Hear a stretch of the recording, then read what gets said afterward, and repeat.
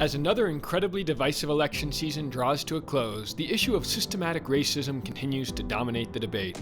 This is a president who has used everything as a dog whistle to try to generate racist hatred. Right, Proud Boys, stand back and stand by. The killing of George Floyd sparked a movement of national reflection. What does it mean to be an American? What are our values? What do we stand for? And how do we want to be remembered? In that spirit, ABC's own television stations are embarking on an unprecedented multi-platform docuseries called Our America, Living While Black. The series, which premieres on Monday, explores racial inequality through the eyes of black families, focusing on those seeking to build stronger communities and make real change despite centuries of systemic racism. So today on More in Common, we're bringing you an exclusive sneak peek of 3 of those powerful stories. A professor from Brooklyn who overcame homelessness to become a leading advocate for change. So when the social worker asked me, was I going to college, I told them black and brown people don't go to college. A doctor from Chicago shines a light on maternity deserts and racial inequities in the delivery room. You would have to go 30 to 45 blocks south or go 40 blocks north just to get care. And the mother of a boy with autism who fears miscommunication with police could be deadly for her son. He's already vulnerable because he's a black male, and he's that much more vulnerable because he's so limited in his ability to communicate. All that coming up on More in Common.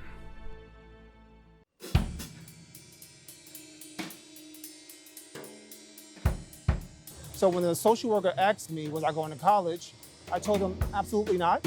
I'm homeless. And I said that black and brown people don't go to college. And he told me, sure they do. And if you continue doing what you're doing as a homeless individual, you someday will go to college. And I sure did. Antoine Lavelle, now a professor at Fordham University in New York, is describing what psychologists refer to as learned helplessness, when an individual experiences repeated trauma or failure as a result of things they don't control, that they no longer feel something is possible. When the black community systematically experiences higher levels of poverty, limited access to quality housing and education, and years of racial discrimination, it's not surprising when some experience a loss of hope. My mother was in and out of the workforce, primarily on public assistance, and I remember she received about $64 every 2 weeks. And I don't know how, but we made it. We lived with a bunch of family members, and then eventually the last family member said, you can't stay here anymore.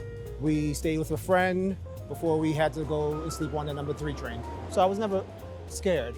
My mother and I would get on the train, we would sleep in the corner in the evening and kind of wake up in the morning, the beginning of rush hour. I would go to school during the day. I was a student at Brooklyn College Academy. We had really great teachers who eventually found out that I was homeless and made sure that I was okay. So I would eat at school, right? I would have tutoring, but I would then meet my mother at the train station at a certain time in the evening. When I was on the train with my mother, I would find newspapers, and the current events section was always the section that I enjoyed reading. And that's the first time that I saw that there was a place in the Bronx where homeless families could go.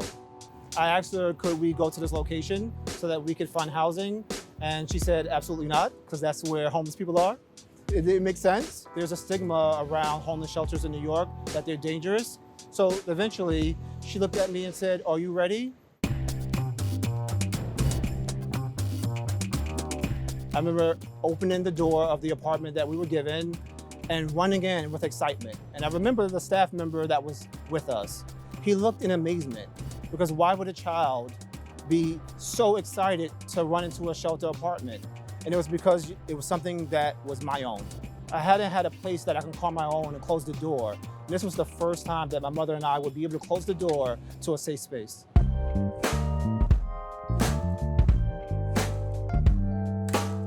My mother's in her 70s. That mother's guilt will always be present for her, but I told her, I appreciate everything else that she gave me. She didn't have the money to give me, she didn't have the economic security, but she gave me a lot more than that.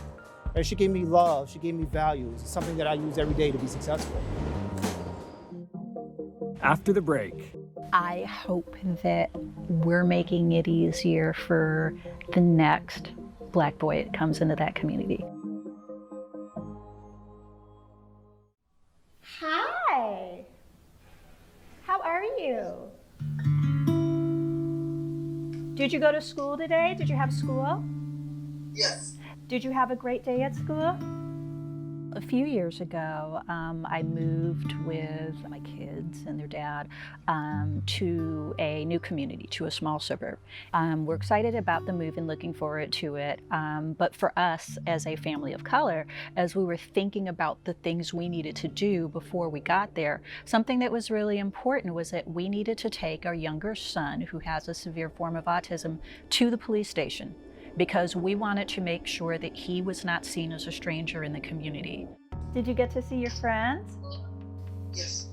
Good. I'm glad you did. I'm glad you had a great day. I miss you. He is a teenager now. He's just a great kid. He is sweet and he's kind, and even though his language is very limited, he's very emotionally expressive, he's very social, likes connecting with people, loves to build, loves to draw, loves to sing, and listen to music, and he loves the outdoors. I love you. I love you, Mom. Aw, give me a kiss. The fear was that, number one, he wouldn't be assumed to be a resident of the community. That number two, he'd be seen as a threat, as a stranger, as someone who could potentially be violent or cause harm. And none of these things are true.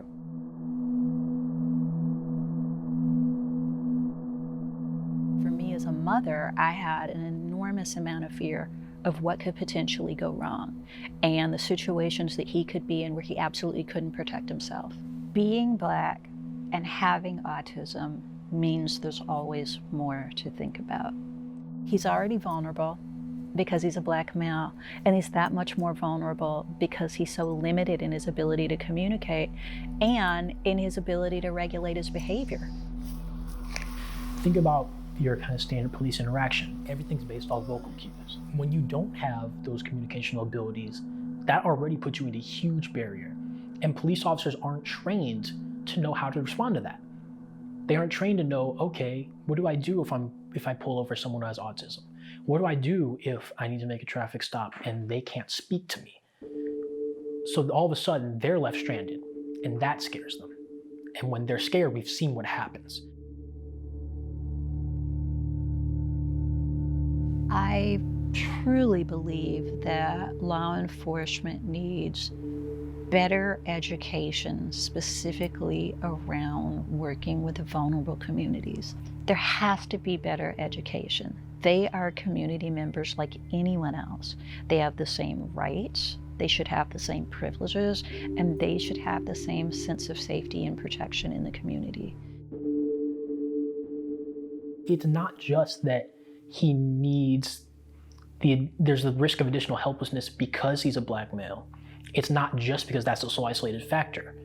You also add the communicational aspect and the fact that he can't verbally respond to the police. He doesn't understand what they're saying. He doesn't understand what his rights are. How can he protect himself? He doesn't understand what his rights are. If they're asking him questions and he doesn't understand what the questions are or doesn't have the verbal ability to answer, how can he advocate for himself?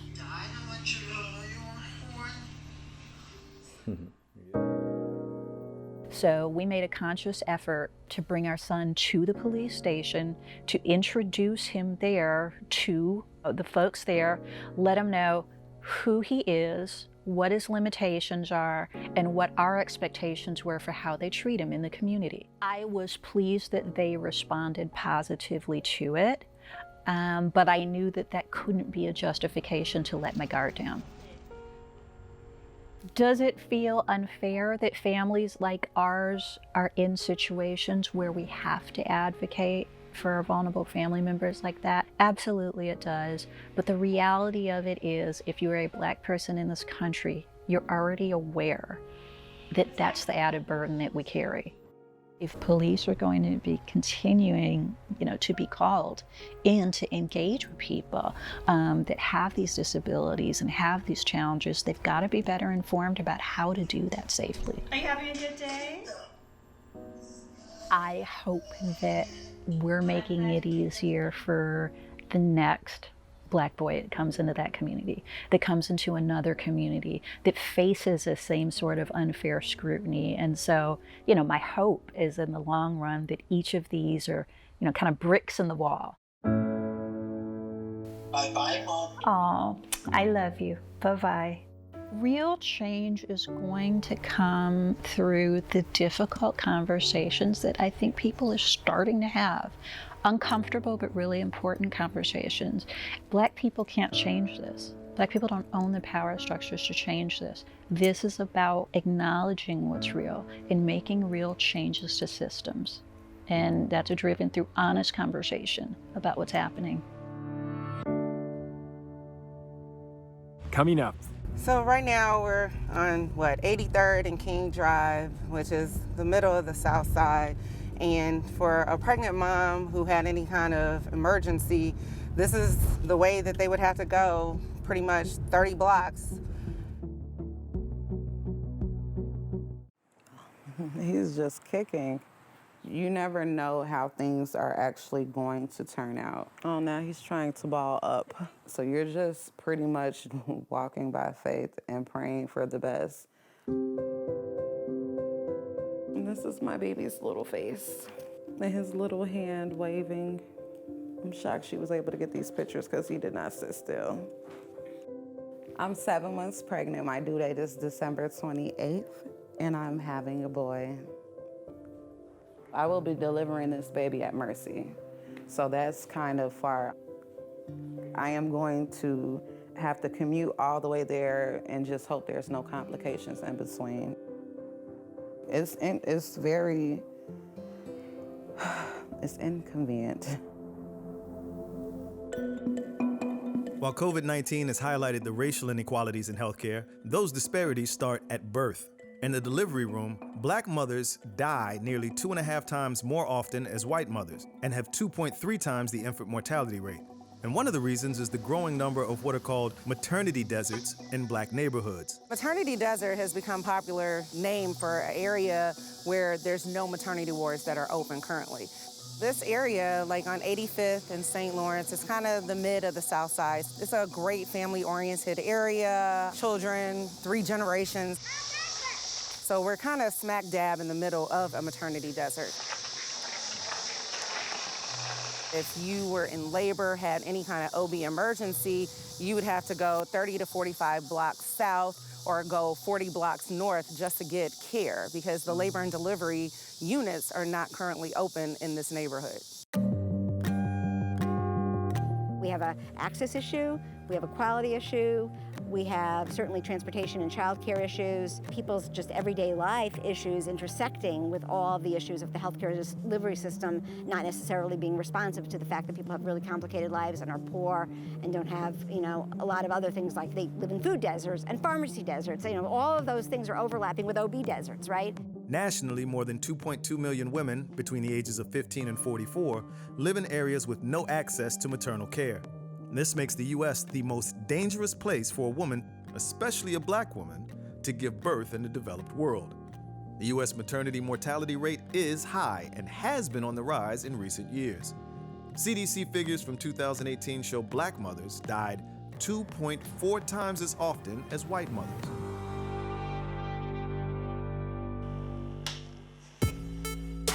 It could be thromboembolism, a pulmonary embolism. It could be cardiomyopathy, so a heart condition, preeclampsia. It can also be blood clots that, you know, have been ignored, or my legs are, oh, that's normal in pregnancy, but not doing the appropriate workup to make sure it's not something that's lethal or that's gonna end up in a bad outcome. 70% of those are preventable. That's the scary part. We shouldn't be dying at the rates that we're dying. So right now we're on 83rd and King Drive, which is the middle of the South Side. And for a pregnant mom who had any kind of emergency, this is the way that they would have to go, pretty much 30 blocks. Sometimes you have to realize how privileged you are to just have a car, you know? So I've been a physician for 19 years. I grew up, born and raised on the south side of Chicago. So my mission has been to be in underserved populations and to take care of the patients that generally don't have a voice. Hi, need to come in this room. Being an African-American woman, first and foremost, it's a challenge. Being an African-American physician, it adds even more challenge to it. For me, because I've always wanted to take care of my people, my population, and for those that are underserved, it just makes it very challenging to give the best care that I need to give and I want to give with some of the limitations that we are presented with currently. Hello there. Hi, how are you? Good, how are you? I've seen personally just the racial bias that has been encountered with a lot of patients with providers that were not of the same upbringing or racial background. And a lot of times, patients will walk out of the office not understanding anything, haven't had their problems addressed, and feel like they're just swept under the rug and not cared for. It's devastating, it's concerning, it's very concerning because you want to make sure that these people have your best interests at heart. I need to actually pick these. It's hard when you are being told that you have to travel so far just to go to prenatal care, just to get your medication, just to see a doctor, or you may think that you're having contractions or whatever. And not a lot of people have the option of being driven, or you have to rely on your insurance to pay for transportation, and it's not guaranteed that you'll get it. It's always been there. These racial and ethnic disparities have been there. We've, sort of pushed them under the rug. I think all of a sudden people woke up. This is a serious issue. The biggest thing that needs to change to make this problem not as big of a problem is education, just knowing when something is wrong and speaking up, not feeling scared to tell your provider what's really going on, because that is a big issue. I don't mind you asking me questions. You should ask a question. It shouldn't be, I'm telling you this, okay, well, you said so. Just getting the care that you need. It's very scary. It's like you're just stuck with whatever we're stuck with. We're getting pretty much the end of the barrel at this point. After the break. The emphasis for me is really on the word our. This is everyone's entitlement in this country. Welcome back. We're joined now by the people whose incredible stories you just saw. Dr. Joy Bradshaw in Chicago, Professor Anton Lovell in New York, and Elna Hall in San Francisco. Thank you so much for joining me here. The docuseries you're all featured in is called Our America, Living While Black. So I'd like to know, what does the term Our America mean to you? The emphasis for me is really on the word our. This is everyone's entitlement in this country. And I am clear that, this is my country too. Look, my ancestors helped build this country. We're here because of the advances of my ancestors. People in my family who were in the military shed blood for this country. This is ours. And I am clear, and I send this message to both of my sons as well. This country is yours. And what exists here and the opportunities here are absolutely yours. And don't let anyone tell you that they're not. This is our country. Our ancestors have paid a price for this dear country, and we deserve every opportunity that's here. And we need to make sure, again, this idea of our America, we need to make sure that we're unapologetic in that message. America means I don't have access to the American dream. The American dream is having the ability to choose where you live, what you eat, right, where you're educated, and I don't have access to that because of my skin color. Our America is not our America traditionally. Me being an African-American physician and being told all my life what you could do, or did you cheat on the test just to excel? So, people think that as you progress professionally that it should get easier. It gets harder. It definitely does. There's more racial bias. I was taking care of a patient and she happened to be of a different race. I came in, I introduced myself. I said, "Hi, I'm Dr. Bradshaw." And she was on the phone. And she said, "Oh, let me get off the phone because the cleaning lady is here to take out my trash." So at that point, I said, wow, this just does not end. But I said, I'm going to take the best care I possibly can of you. I'm all you got. Choose, either you want care or you don't. What gives you hope for the future? So for me, when I spoke with some young adults, actually children, at the homeless shelter that I lived at in the Bronx, and they spoke about Black Lives Matters and structural inequalities, and they had a keen understanding of the barriers presented to them, that gave me hope. I saw doctors, lawyers, engineers, the future presidents in this homeless shelter, and that gave me hope. Right? So I know that there are plenty of Black and brown people that will come out of these situations and go and make changes. What also gives me hope is social workers that I work with, or social work students that I work with every day.